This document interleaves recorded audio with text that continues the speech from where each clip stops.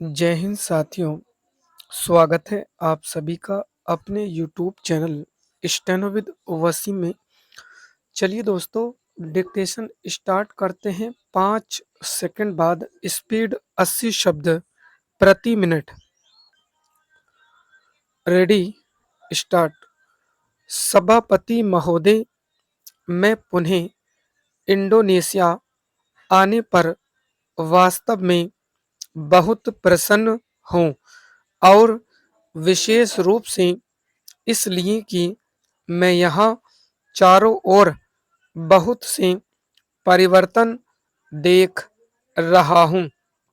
महल से जाते हुए ही मैंने देखा कि नगर कितना बढ़ गया है। मेरा और मेरे साथियों का आपने जो स्वागत किया है और जो प्रेमपूर्ण शब्द कहे हैं, उनके लिए तथा आपके निमंत्रण के लिए मैं बहुत आभारी हूँ। इससे मुझे आपके सुंदर देश और प्रतिभाशाली लोगों से अपना परिचय फिर से ताजा बनाने और मित्रता प्रगाढ़ करने का अवसर मिला है।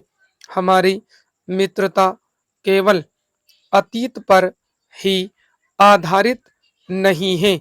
स्वाधीनता संग्राम के दौरान यह फिर शुरू हुई और अब स्वतंत्रता को सुदृढ़ करने के लिए समय बढ़ती ही जा रही है। आज की दुनिया में जबकि संसार साधन इतने विकसित हो चुके हैं, सभी देश एक दूसरे के पड़ोसी हैं। हमारे दोनों देश विदेशी दास्ता से मुक्त हुए हैं। हम विश्वास करते हैं कि स्वतंत्रता की सार्थकता तभी है जब इसमें सामाजिक और आर्थिक भलाई भी निहित हो। शक्ति का वास्तविक आधार आर्थिक स्थिरता ही है। इसलिए कम विकसित देशों को आर्थिक दृष्टि से सशक्त बनाना सब राष्ट्रों का पहला काम होना चाहिए।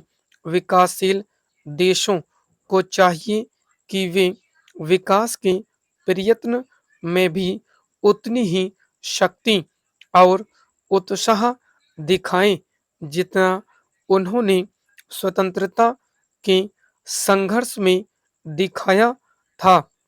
विकसित और समृद्ध देशों को चाहिए कि वे गरीब देशों की सहायता करें। मानव जाति के इतिहास में यह पहला अवसर है कि उसे भूमि और समुद्र के साधनों को उपयोग करने का ही नहीं, बल्कि नए संसाधन पैदा करने का ज्ञान और शक्ति भी प्राप्त है। सब लोगों के लिए अपार साधन उपलब्ध हैं और आपस में एक दूसरे के मुकाबले की आवश्यकता नहीं, लेकिन यह परम आवश्यक है कि ये संसाधन समान रूप से सब में बांटे जाएं। इस तरह के सर्वतोन्मुखी विकास के केवल हमारे अपने अपने देश की जनता की ही भलाई नहीं होगी, बल्कि इससे शांति और मित्रता का एक नया और अनोखा वातावरण पैदा होगा। हमारे देश को आर्थिक कठिनाइयों से जूझना पड़ा, लेकिन अब वे उन पर नियंत्रण पाते जा रहे हैं। मुझे राज भोज के दौरान आपके राष्ट्रपति से यह जानकर बहुत हर्ष हुआ कि इंडोनेशिया ने खेती-बाड़ी में बहुत उन्नति की है। हमने भी भारत में केवल कृषि ही नहीं, अन्य क्षेत्रों में भी काफ़ी प्रगति की है और प्रयत्न में लगे हैं। स्टॉप। दोस्तों, इसी तरह से आपको डेली आउटलाइन दी जाती है। जो भी साथी चैनल पर नए आए हैं तो चैनल को सब्सक्राइब जरूर करें और बेल आइकन जरूर दबाएं ताकि सभी तक नोटिफिकेशन पहुंच सके। आप मेरे Telegram group steno with Waseem search करके जुड़ सकते हैं। एक डिक्टेशन को कम से कम 2 से 3 बार लिखना है ताकि आपकी अच्छी तरह से प्रैक्टिस हो सके। धन्यवाद दोस्तों।